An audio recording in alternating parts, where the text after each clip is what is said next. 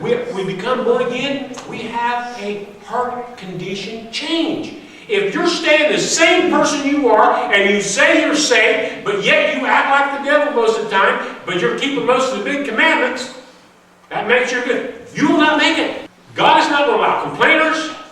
He's not going to allow screamers. He's not going to allow fault finders. He's not going to allow people that can't see nothing good in anybody. He's not going to allow any of that stuff into His kingdom. Jesus come on earth, and He said we have to accept Him in our heart. And when we do that, we let Him take care of our problems. We don't get this thing going. Like I have. I've confessed. We don't get it going. We use manners. We act Christ-like. Yeah, but Jesus, He didn't have it rough like me. My neighbor's really a bad guy. No, He only took a crown of thorns on His head. He only took nails through His hands. Yeah, but they hurt me emotionally. Those people, Jesus made me mad. Oh no. They never did anything wrong with Jesus. They slapped Him, they spit on Him, they called Him names, and He prayed for us. That's what we're talking about. When you have that true heart change, you pray for your enemies. When you have that true heart change, things get easier. Because you get those burdens off your back and realize you've got a kingdom you're going to, and you will have a better life here on earth. Your blood pressure will go down. We're finding more and more. That's been a lot of my problem. And even though I act like there's anything bothering me, I guess I'm really tore up in there. According to the doctor, we're getting about halfway there. But the fact is, we are at peace. Do you understand it's the love of Jesus Christ in our families that makes us stay together and be happy? When you get that salvation in your heart, you'll feel some things lift off you. Can you imagine Jesus, if He was married, or him getting a divorce, what that would be like in divorce court? Every time I did something wrong, He was real happy with me. And I got mad, He was so kind to me. Or the wife's acting like Christ. Or I want to dump her because every time I turn around, she's doing something nice for me and I can't stand it no more. Can you imagine what a marriage would be like if everybody was Christ-like? Listen, folks, this age is so dangerous. And it's coming to an end so fast. We watched that movie on the Daniel Project last where this professor did a study on all the things coming through. And he wasn't a believer. He just did a study on all the things that's coming to pass. And one of the most important ones that they miss now and then that just still stuns me, and you hear nobody say anything about it, but it said the last days, brother would turn against brother, children would turn against their own family. Did you know throughout the history of the world, there's never been a time in the history of the world since Nazi Germany started this, back around when all the Jewish things started happening, where kids will turn their own parents in. There's never been a time in any culture, in any part of the world that that's ever happened. Your own children right now in this country are taught at this school, all schools, to turn their own parents in. Now, well, maybe some of them know when they need to turn in. Never fall for that. Right. They're dividing the family. And they're asking questions in school now. I know for a fact some things that not everybody's aware of, that they're asking about their home life. And they're making a scorecard on families. There's never been a time in history where their own family will turn against you like that and actually turn against the authorities. It's incredible. It's another prophecy being fulfilled, folks. There's not that much time left. And I am far from perfect. There's somebody here who can vouch for that. I hope that she doesn't. But I'm working at it. We're striving for it.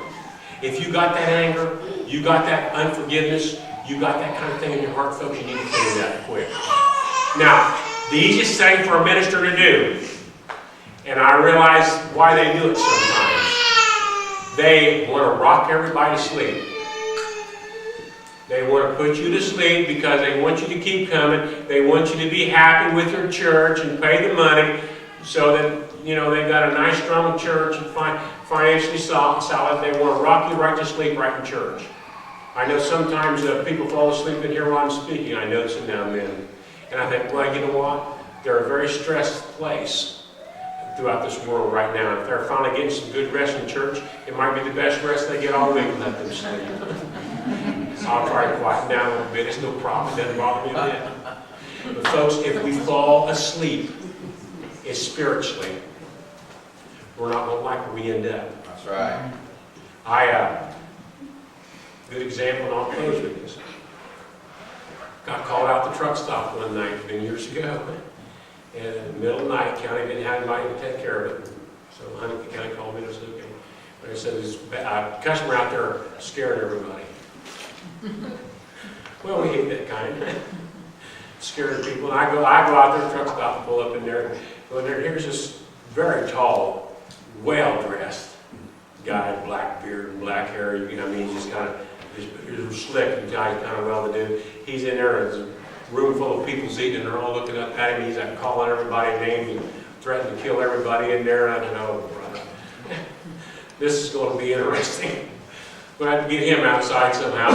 And so I went up there, hey, how you doing? Watch that jar business, you know, and started calling me all kind of names, you know, and stuff. Says, I'm a ranger in the army or whatever, and I can tell he's hiring a guy saying, I can kick higher than your whatever it is. And I thought, well, I'm not that tall, that ain't no big deal. But anyway, he was just a random ranger. He was going to tear me apart and kill me. He said, well, I said, that's very good. How did you get down here? What's going on, man? Is Ruben to help you? Well, I wanted to help him outside. I didn't want anything was going to actually take place. I didn't want a bunch of innocent bystanders get hit in the deal. And it was a very cold, bitter night. I said, he said, well, my car broke down. I said, well, let's go out and see if we can fix it.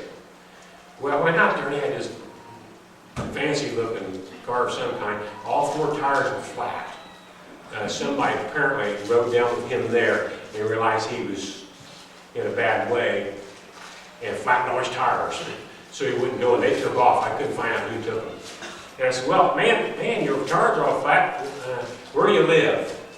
He said, well, Fort Wayne. I said, well, what's your name? Well, I was already getting a report with him now. He's realized I'm not going to do anything. And he says, well, he just handed me a pill bottle. And his name was on it. And I said his name, and he gave it to me. So it was mine to do as I choose with. So I opened it up, and it was packed full of pot. And I thought, you know, if you're ever stopped by a policeman and you want to give him your ID, don't give him a thing of pot, okay? I'm like, oh, boy, no. So I realized I'd still work, I was waiting away from everybody, and this guy was going to be a handful if it got out of line. I said, well, let's see about getting you home. We go there and sat there in the car there a little bit. I put him in the front seat, didn't make any aggressive action or anything.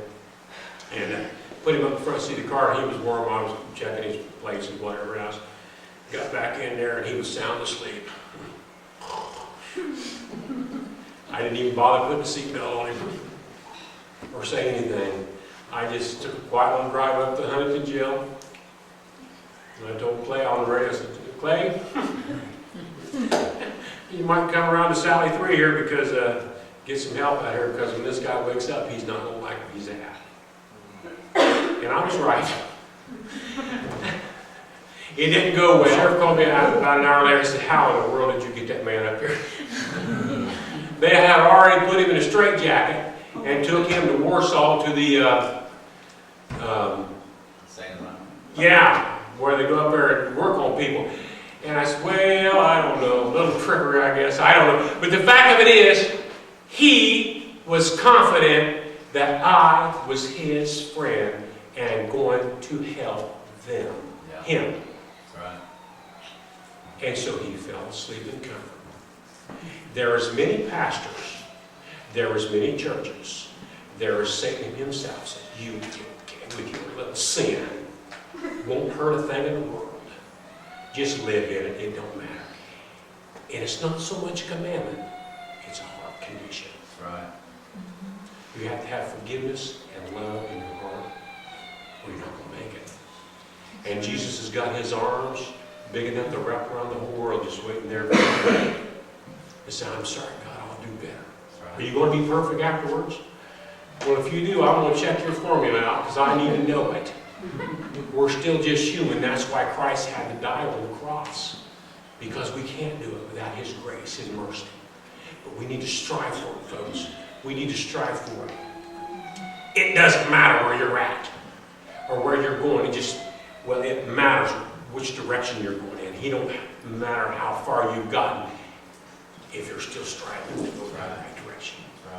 You're heading that way. You're heading the right way. And that's a personal relationship with Jesus Christ. And you're going to be as much like Jesus as you possibly can be. That's what our goal is. That's what salvation is about. That's what salvation is.